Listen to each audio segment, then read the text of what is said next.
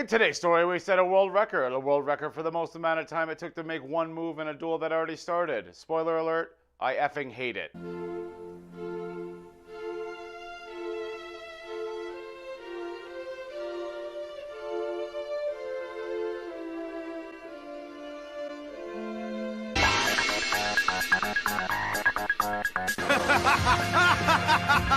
I'm funny. Give the gift to Gab, all my fellow future outlaws. This is Card Games vs. Humanity, and I am that NAKK. Back with another recap of that friendly show involving friends who aren't really friends anymore, Duel Monsters. So as per usual, if you enjoyed, don't forget that sub, that bell, that like, hit up the Patreon if you want to support me. Leave a comment, tell me if you're as brain dead as I am, waiting for nearly 16 minutes for Yugi's first turn to end. Nearly as brain dead as the writers think we are, as we begin the episode with Merrick talking about his evil plans once again. Claiming that Yugi's friend is gone forever and now there's nothing he can do about it. Heya screams at him to snap out of it, despite the fact that she's been told multiple times that he's already under Merrick's control. It just came to me when Taya reminded us of our friendship. I'm not really sure what he's talking about, because this is like the one time in the entire series Taya actually opened her mouth and didn't use the word friendship. Little Yugs wants to switch places with Yami, claiming he's better friends with Joey, so let's have a 3-minute conversation about it first. Yami claims that this is far too dangerous of a match though, as if his body won't be dragged down to the sea regardless of whose mind is controlling it. This deeply pisses off Merrick, as he wants to defeat the Pharaoh, not this little runt, before making even Kaiba look sane by doing a complete 180, saying, oh wait, this kid sucks, he's a little bitch, I can defeat this little bitch, this is a good thing. We head back to Serenity and Tristan, who are currently being chased by street performers. Can't run forever.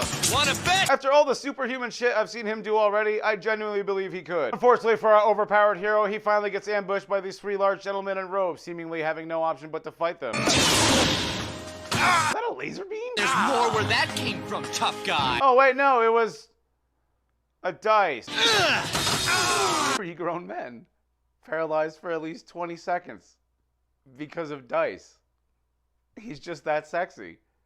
I'm not even gonna ask how the fuck he even managed to find them in the first place. Holy crap, we're 7 minutes into this episode and Yugi finally draws his first card, revealing the Red Eyes Black Dragon. Something that forces them to spend the next 52 seconds explaining what tribute summoning is for some reason. The degree of which this entire episode is completely unnecessary is starting to hurt me. But wait, says Yami, summoning it right now would be too risky. Maybe he has something to destroy it. But wait, says Yugi, maybe there's a way I can show it to him without actually summoning it, which is not at all a convenient question to ask when you have exchange in your hand right now. It's time to sink or swim, quite literally. As much as I want to believe that Kaiba would just stand there and be a prick and do nothing as Yugi crashes into the sea, we all know that he could not go on without his secret lover. It's Taya's turn to talk, so naturally she gives us what we all wanted, a flashback. Remember that time I drew a smiley face on our hands and then it disappeared a few minutes later? Do you remember how important that was? 9 minutes and 20 seconds into the episode, it's time to show Merrick what friendship is all about, activating the first magic card exchange. What's Yugi thinking? The exchange card allows Wheeler to take any card he wants from Yugi's deck. Yes. Kaiba, that's right. Any card from their deck. You are such a good duelist. Merrick thinks Yugi must be desperate to use a card like that, strolling ever so slowly to Yugi. Reveal the red eyes he drew 13 minutes ago, but it's somehow the same turn still. The first time the real Joey breaks through, seeing the red eyes in its opponent's hand, causing him to struggle against the magic of Merrick's large rod. Claiming that he has no mind of his own, it doesn't matter if that's the card that he specifically gave Yugi to defeat the evil voice that's currently inside his head. Well, either that or that card's completely made out of lead, because he's really struggling to pick it up right now. After about 90 minutes of struggling, Joey finally gives up and just grabs another card, quickly raising it into the air to reveal card destruction and not Red Eye. Yugi must have gotten through to him like a true friend. Such a commendable act indeed. Well, either that or Joey's hand was just really crappy. There's not a card in your hand that can stop me. And now I sacrifice my 2 monsters. You just saw his hand.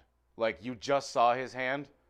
He's gonna summon Red Eyes and then attack you for a lot of damage. Like, you just saw his hand. Only 13 minutes into this episode, not insulting at all or anything, Yugi tributes both monsters to summon Red Eyes Black Dragon, something that was apparently a risky move 7 minutes ago before activating exchange. Starting to realize how often they say, no, don't do that, before, you know, just talking to themselves for a couple minutes or activating maybe one other card and then going back to do that exact thing that they said they shouldn't do. Real Joey comes out seeing his one true love, forcing Merrick to lose more control before Odeon appears to tell him that his sister got away, unfortunately. Red Eyes seems to be affecting Joey's mind, says Kaiba, as if, you know, a certain blue-eyed monster has never forced him to act more than a little crazy before. This leaves him wide open for Yugi to blast him back to his senses, his words not mine. Destroy the alligator's sword with the red eyes, inflicting 1,600 points of damage in the process. And I know what you're all wondering, and the answer is yes. Taking 15 minutes and 33 seconds to complete one turn of a duel is not insulting or rage-inducing at all. There's no holes in my wall over there. Nope, there's none. Despite his efforts with Red Eyes, Joey seems to still be under Merrick's control, causing Yami to say that this duel is getting too dangerous and he must step in, aka they're just taking way too long and he really wants to speed things up. We have 6 minutes left in this episode, so that's just long enough for Yugi to take off his puzzle and go into another inner monologue speech, claiming that ever since he finished the puzzle, he's gotten stronger and made friends along the way. I need to prove to myself that I can be like you without you. Said every anime protagonist to their master in the second season of their series ever. I'm not really sure why both of them look like they're in severe pain while they're just talking during this part of the episode. It's kind of weird, honestly. Maybe they both stepped on attack. Maybe they both had to poop. I don't know. I mean, it's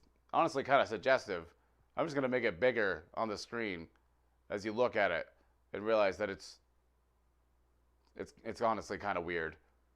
Yeah, look at that. Despite it being his turn for the last few minutes, Joey asks Yugi if he's ready to get on with this duel. Activating a third Hinotama magic card, this one kind of animates a little, bringing our hero Yugi down to 1,000 life points. Without warning, we head back to the storyline that actually matters, though. Tristan, Serenity, and Duke running away from these rare hunters that are looking in the Chinese market. What the rare hunters didn't expect is for them to hide in what essentially looks like an army truck from GTA 3. Instead of asking why Duke is in Battle City or how the hell he even managed to find them, Tristan tells Duke the same thing every older brother must say to one of his friends who asked about his younger sister. Who's she? To you, she's off limits. Tristan tells Duke that Serenity is Joey's sister, making him wonder if it was that guy that he made him dress up in a doggy costume, definitely not implying that he's done it so many times before that he couldn't remember who it was. I can definitely tell you one thing, though. They weren't very fond of you guys. Wow, Sherlock, you're real smart. And you got Tristan putting someone down for their intelligence, Kaiba being mostly silent and only opening his mouth to say something stupid. This is a weird freaking episode. Back to the duel, Yugi is kneeling on the ground, devastated by a hologram magic card fireball, because that definitely makes sense. Before Taya asks the Kaiba brothers if they can do anything to help with their billions of dollars of resources. Unfortunately, Kaiba's feeling kind of lazy right now, so you'll have to try again later. For whatever reason, Yugi is severely crippled by this one magic card, attempting to walk really, really slowly as Joey summons the Rocket Warrior to the field. Oh, hey, it's a new fusion oh, wait, no, that's a fake card. A fake card called Attrition, a card that activates when he attacks the Red Eyes with Rocket Warrior in its invincible form. Further reducing the Red Eyes attack by 1,500 more as Attrition causes the monster to lose attack value equal to the monster that attacked it. I'm not gonna lie. I don't know how that card works. Yugi is still walking as slow as humanly possible as the Red Eyes falls to his knees like a sick dog. Unfortunately, this causes Joey to go nuts because he doesn't like seeing the pain of his good little boy. The episode ends with Yugi handing over his puzzle to Joey saying, "It's yours now. You're the main character, but we're gonna have to wait till next episode to see your super form." Well, that's it for this episode. I want to thank you all for watching, and of course a shout out to all my patrons. I don't have anything clever to say. This episode was about as pointless as it gets without being a clip show, just after we had a clip show. So I'm done. This has been the Man from Worth All the Girth, ladies and gentlemen. Oh my god, this did not have to be 4 parts. It really didn't. But be the character you know you're worth. All that stupid shit. We're almost at 550 already. We're going crazy. Later. Something that forces them to explain. Something that forces them to do. Jesus Christ. Merrick. What these thugs didn't expect is for our heroes to essentially hide in what's basically. Why can't I say this?